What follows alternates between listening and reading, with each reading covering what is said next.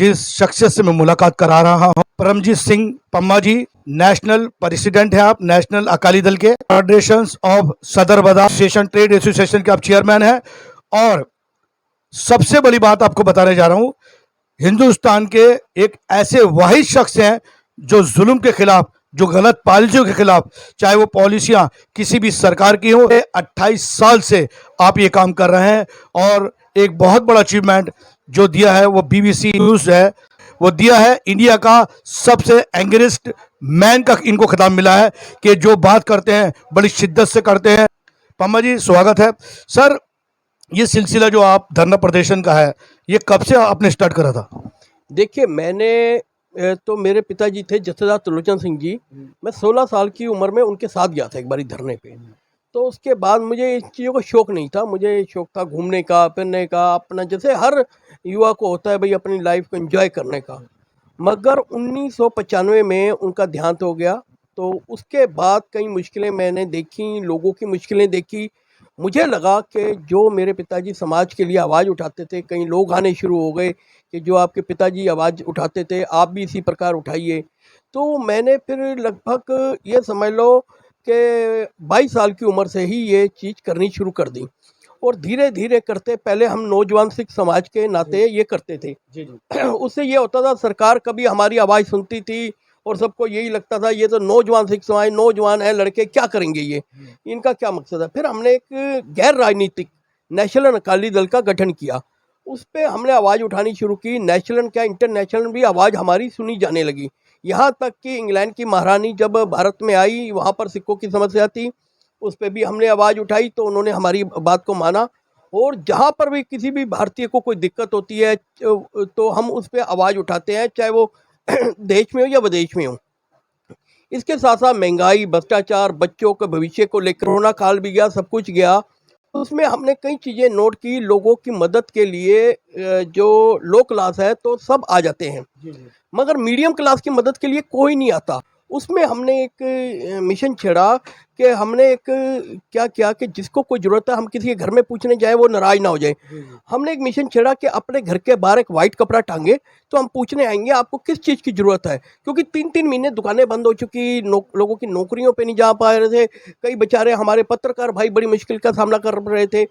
हमने वो जब शुरू किया तो उसका हमने एक वीडियो बनाया, जो वीडियो वायरल हुआ। उसके बाद कई ऐसे फ़ोन आए, हमारी आंखों में सीधे आंसू आ गए। इस घर में किसी में राशन नहीं है, किसी घर में दवाइयों की ज़रूरत है, किसी घर में किसी चीज़ की ज़रूरत है।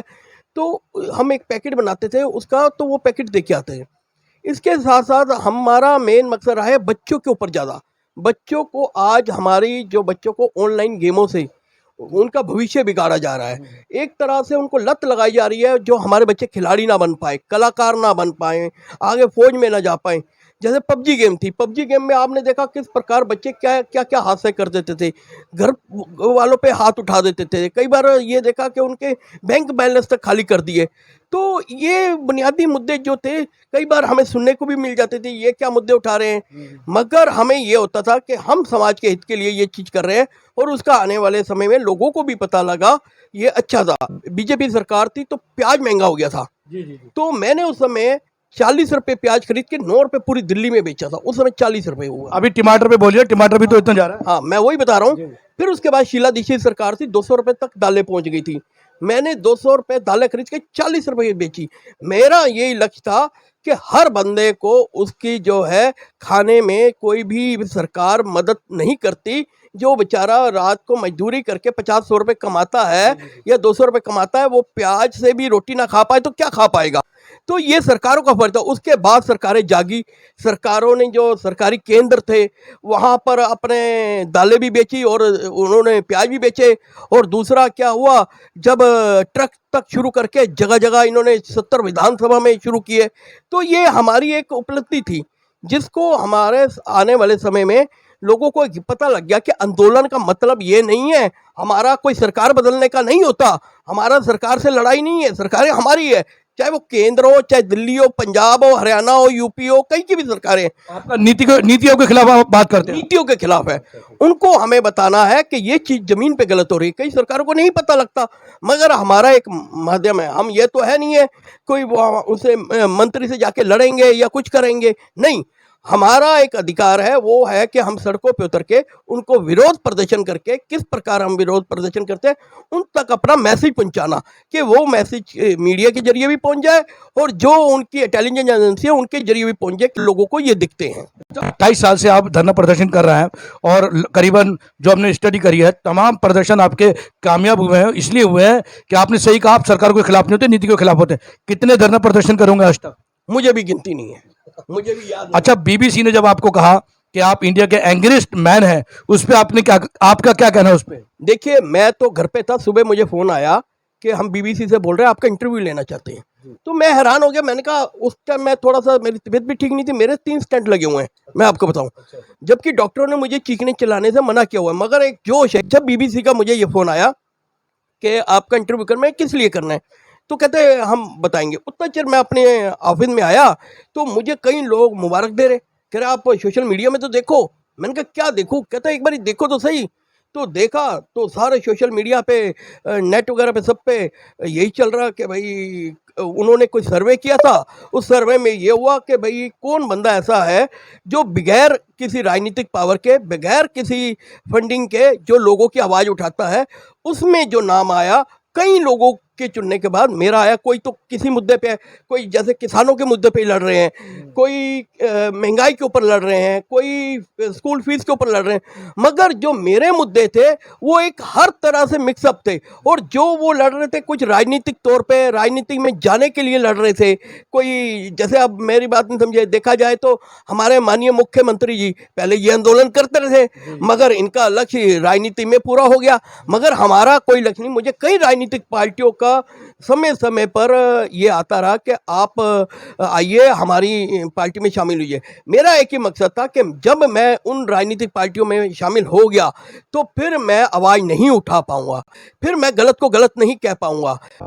आपकी जो फैमिली है, स्पेशली आपकी वाइफ, इतने धरने प्रदर्शन करते हैं तो वाइफ तो कहती होगी आपके कि कितने प्रदर्शन और करेंगे आप? देखिए, सबसे बड़ी बात है, जिसको घर से सपोर्ट नहीं मिलेगा वो आगे कर भी नहीं पाएगा कुछ। ये घर से ही सपोर्ट है। मेरी माता जी थी जिनका पीछे ही देहांत हुआ, उनका आशीर्वाद था। मेरे बच्ची, मेरी 2 बिटियां हैं, 1 बेटा है, सबका मेरे साथ सपोर्ट रहता है। यहाँ तक कि अभी आपने थोड़ी देर पहले पूछा कि आपकी फ़ोटो एक बहुत अच्छी खींची हुई थी, तो वो किसने खींची? वो कई बार हमारे पास देखो फंडिंग है नहीं, कई बार संडे को हम प्रदर्शन करते बिटिया को ले जाते, भाई फ़ोटो खींच दे, तो वो अपने कैमरे से अपने सब कुछ फ़ोटो खींच के हमें दे देती है, क्योंकि हमारे पास इतना फंड नहीं है भाई हम कैमरा वो फोटोग्राफर वगैरह को भी कर पाए। और मेरी वाइफ और मेरे परिवार का पूरा सहयोग है, और उनको भी पता है कि ये जो आवाज़ उठाते हैं ये समाज के लिए भी है।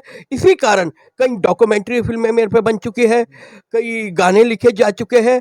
अभी भी एक गाना अगले महीने रिलीज होने वाला है मेरे पे। ये अच्छे अच्छे जो सिंगर हैं पंजाब के, दिल्ली के, बम्बई के, जिन्होंने गाने लिखे हैं। मैं क्या हूँ? परमजीत सिंह पम्मा कुछ नहीं है। परमजीत सिंह पम्मा एक लोगों की आवाज़ है, उसके अलावा कुछ नहीं है। ना मैं एमएलए, ना एमपी हूँ, ना काउंसलर हूँ। मेरा एक मकसद रहा है कि मैं लोगों की आवाज़ सरकार तक पहुँचाऊँ, उसका जरिया बनूँ। कि परमजीत सिंह पम्मा जो है, एक तरह से देखा था भगत सिंह ने बम फोड़ा था ना, वो किसी को मारने के लिए नहीं फोड़ा था, वो एक दुनिया को बताने के लिए कि हमारे देश के साथ ये गलत हो रहा है। मैं जो बम फोड़ता हूँ अपनी आवाज़ से फोड़ता हूँ, सरकार को जगाने के लिए कि ये बता दूं कि यहाँ पर हमारे देशवासियों के साथ, हमारे गरीब लोगों के साथ यहाँ पर ये गलत हो रहा है। सदर बाजार के जो दुकानदार हैं उनकी क्या थिंकिंग है? जैसे आप खड़े होते हैं तो क्या दुकानदार आपके साथ आते हैं? देखिए, सबसे बड़ी बात यही मेरी जीत हुई है, क्योंकि व्यापारी ये है, उसको अपनी गद्दी के अलावा कुछ नहीं सूझता, वो गद्दी पे ही बैठा रहा। मगर जब भी हमने बुलाया, अब आपने देखा होगा पिछले बिजली की तारों का हमने कार्य कराया, कई मुश्किलें हुई, आपने देखा दिल्ली में कई जगह आग भी लगी, सब कुछ लगा। उसके बाद हमने सोचा कि हम एक शुरुआत करवाएं। अब हमने मार्केट की तारों का पूरी सफाई करवाई है, और भी मार्केट की, क्योंकि सदर बाजार में लगभग 83 मार्केटें हैं जिनको फेडरेशन लीड करती है। तो अभी हमने 1-2 मार्केटों में करवाया। इसके बाद हमारा बारिश आ गई है, लगातार मार्केटों में शुरू हो जाएगा बिजली की तारों का। अब सीलिंग की कार्रवाई थी, उस पर भी हम आवाज़ उठाते रहते हैं, या ट्रैफिक की समस्या हो गई, या किसी प्रकार की भी यहाँ पर लगता है हमें व्यापारी को दिक्कत है, तो उस पर हम सरकार से बात भी करते हैं, अपने ऑफिसर से बात भी करते हैं। अगर नहीं मानते तो हम सड़कों पे उतरना भी जानते हैं। देखिए, कहते हैं कि नियत साफ और मंजिल आसान। एक ऐसा शख्स जो खड़ा होता है किसी भी ऐसे मसले के लिए पब्लिक को नुकसान दे रहा है उसके लिए, या कोई ऐसी पॉलिसी जो सरकारें लाती हैं और सरकार को ही नहीं पता होता आवाम को ये पसंद है या नापसंद है, पम्मा जी वहां तक पहुंचाते हैं। प्रेरणा स्रोत मानते हैं अपने पिताजी को, उनकी उनकी नक्शे कदम पे चल के ये काम कर रहा है। सबसे बड़ी बात ये चाहते हैं कि समाज के अंदर यूनिवर्ल न्यूज टीआरपी के लिए नहीं बना है। यूनिवर्ल न्यूज की स्थापना इसलिए मैंने करी थी कि सोशल वर्कर जो लोग समाज के लिए मिसाल हैं, अच्छा काम कर रहे हैं, उनको मंजर पे लाएं। सदर बाजार में एक छोटा सा दुकानदार और जिसके हौसले इतने बुलंद कि वाहे गुरु ने भी सुर में सुर मिलाया और साथ दिया। आज आपका नाम है, कई गाने आप पे लिखे जा चुके हैं, डॉक्यूमेंट्री फिल्में आप पे बनी है, इसलिए बनी है कि एक अकेला इंसान बहुत कुछ कर सकता है अगर उसकी नीयत साफ हो, तो उसका समाज भी साथ देता है। सदर बाजार जो मार्केट है, ये एक ऐसा नाम है, सदर बाजार में अगर आप आते हैं, सर का नाम पूछते हैं, तो यकीन करिए आपको लोग सर की शॉप तक छोड़ के जाते हैं। जो आपने समाज के लिए 28 सालों में किया है, ये बहुत बेमिसाल है। ना किसी पार्टी में कोई पद है इनका, अपना एक फाउंडेशन में इन्होंने बना रखा है, उसके थ्रू काम करते हैं। सदर बाजार के तमाम दुकानदार आपके साथ लगे रहते हैं। बीबीसी लंदन, जी हां, बीबीसी न्यूज ने आपका इंटरव्यू लिया और उसके बाद बीबीसी न्यूज ने यहां कहा कि इंडिया का सबसे एंगरिस्ट अगर कोई मैन है जो लोगों की आवाज उठाता है, तो वो परमजीत सिंह पम्मा ही है। और एक खास रिक्वेस्ट यूनिवर्ल न्यूज के तमाम व्यूवर्स को, मेरे चैनल को आप इसी तरह लाइक, शेयर और सब्सक्राइब करें, वीडियो को शेयर करो, ताकि आवाम में, पब्लिक में एक जोश पैदा हो कि एक अकेला इंसान बहुत कुछ कर सकता है। इसी के साथ मैं आपसे इजाजत लेता हूं। यूनिवर्ल न्यूज ब्यूरो, सदर बाजार मार्केट, दिल्ली।